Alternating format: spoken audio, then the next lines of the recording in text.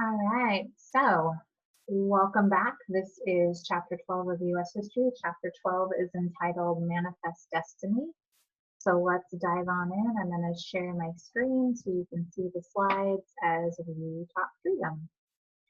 All right, so chapter 12, section 1, entitled Across the Wide Missouri. So as we get started, I wanted to share a little bit from your book. I'm on page 239. And there's a little excerpt here from a pioneer journal. And this is what somebody wrote in their journal as they were traveling in the 1840s across the country. And it says, when God made man, he seemed to think it best to make him in the east and let him travel west. So you kind of see the mindset there of these pioneers. So as we dive on into expansion, the concept here that you need to understand is this idea of manifest destiny. Many Americans during this time period felt that it was their God-given right to basically stretch from the Atlantic all the way across the country to the Pacific. And so that was their justification for many of their actions that they boldly, sometimes arrogantly, asserted that some higher power had given them this whole continent, um, and that's what they were going to do, was to go out and occupy it. And so America was providentially ordained to possess the continent. All right, so at this point in history, the Oregon country out here where we're at actually was supposed to be shared by both the United States and Great Britain. And as we know from watching any sort of 2-year-olds, that sharing does not come naturally. So there were very few settlers that traveled all the way out here at first. It was a pretty arduous journey, and so not that many people wanted to make it. But there was a group who felt called to come out to the Northwest, and those couples were the Whitmans and the Spaldings, right? And they ended up settling near present day Walla Walla, Washington. They came out to work with the Cayuse Indians, who the Whitmans were working with. The Spaldings mainly interacted with the Nez Perce. But funny little story about these people. Let's start with Narcissa. So Narcissa was ultimately married to Marcus, but before she married Marcus, she was proposed to by a guy by the name of Henry Spalding. Right? And she basically turned Henry down because she had her eye on Marcus. Well, when the mission board got together and were sending out people to the Northwest, they partnered the Whitmans and the Spaldings. So you can guess that it might have been a little awkward with this little love triangle, so to speak, between Henry and Narcissa, and then ultimately Marcus. So I feel a little bad for Henry Spalding's wife, Eliza, who is kind of the odd wheel in this whole little situation. But anyway, they came out to the Northwest and settled, and their goal was to basically preach the gospel to the Native Americans. Ultimately, the Whitmans were murdered by the Cayuse. There's a couple of different reasons for that. Many people, many of the Native Americans felt that Whitman was not necessarily there to help them so much. There was a situation where they watched white people get better from a disease, but the Native Americans didn't have the same immunity and did not get better and lost their lives. Whitman also didn't like it when many people would come in and try to take things from his garden. Many of the Native Americans would hold things together, like communally. So things that the earth produced were there for people to share.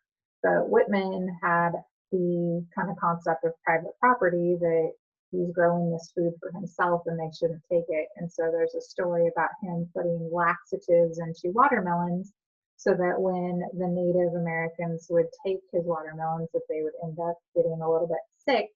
And so some people rumored that he was trying to poison them. So anyway, there's a lot of background that goes into this particular situation, but just know that there was a massacre involving the Cayuse and the Whitmans.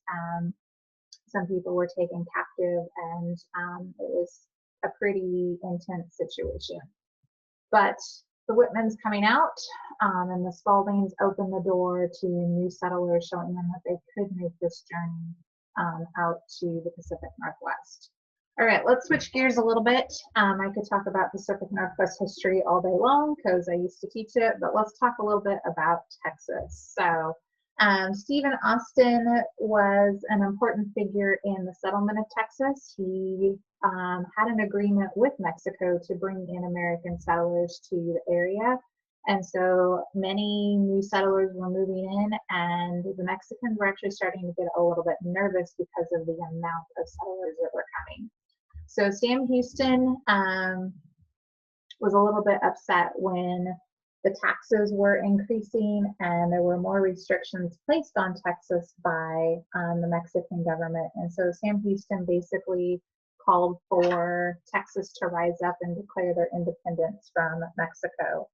So I'm sure you've all heard of the Alamo, but Antonio Lopez de Santa Anna was sent to basically kind of put down this rebellion of Texans, and ultimately defeated the settlers who were trying to hold Alamo. The Alamo was basically a Catholic mission that was turned into a fortress during this time. Commanders of the Alamo like Jim Bowie and William Travis were told to fall back, but they chose to stay and help defend their post and kind of block the Mexican advance from coming further up into Texas. So Bowie and Travis and Davy Crockett, who you probably heard of, held off the Mexicans for about 13 days and inflicted anywhere between 600 and 1,500 casualties, depending on which account you read. But in the end, the Mexicans stormed the fort and basically killed all of the defenders. So this became a rallying cry at the next battle, the Battle of San Jacinto. Santa Anna ended up splitting his troops into 3 different sections to go attack different places. And so basically, when it came to the Battle of San Jacinto, Sam Houston wasn't panicked. He chose kind of the weaker area and went after them. And during this battle, the Texans captured Santa Anna and really strengthened their claim for independence. So now that Texas was independent from Mexico, many wanted to be admitted as a state into the U.S., but President Jackson at the time was very hesitant because he didn't want to disrupt the slave and free state balance. He also didn't want to tick off Mexico. He didn't want Mexico then to go declare war on the U.S., so he was very hesitant. So Texas basically was kind of their own republic for roughly 10 years. And they weren't part of Mexico or the U.S. during that time.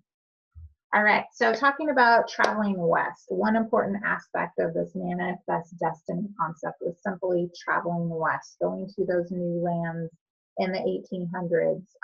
It wasn't just hopping in your car and driving down the freeway, because that didn't exist, or flying in a plane. So travel was dangerous. Some people didn't make it all the way to their destination. Sometimes there were attacks by Native Americans. There were lots of disease, getting stranded, not having enough supplies, not being well prepared for the journey. The weather was a factor. If you didn't time your journey right, you could be traveling during the colder, snowy months if you didn't reach your destination in time. There's a story, and if we were at school right now, I'd show you a video clip, but there's a story about a group who were traveling to California and they get stranded in the weather. If you Google the Donner Party, D-O-N-N, I think O-R, Donner Party, you'll find an interesting story of what happened to these travelers who were trying to reach their destination. Oh, there it is on the screen, D-O-N-N-E-R. All right, so lots of different trails went to the west. You could see on that previous map, the Oregon Trail, the Santa Fe Trail, and the Mormon Trail, ultimately leading to Utah. So there's a map in your book on 224 that shows you where those were headed. So what are we going to do with all of this? Okay. I want you to choose one historical figure from this section. So starting back at the beginning of the chapter, 229 to 244, and create kind of a pretend interview. So let's say this person is coming on your talk show or your podcast or whatever you're hosting. Ask them at least 6 questions to help us get to know who they were, what type of person they were, what motivated them, what was interesting to them. So you could pick one of the settlers that we read about earlier, or anybody from the battles between Texas and Mexico, or somebody traveling west. But have a little bit of fun with this, be creative, and we'll find a way to share some of these later on. So thanks for watching. I'm going to stop sharing my screen here. Hope you guys have a good day and take care of yourselves.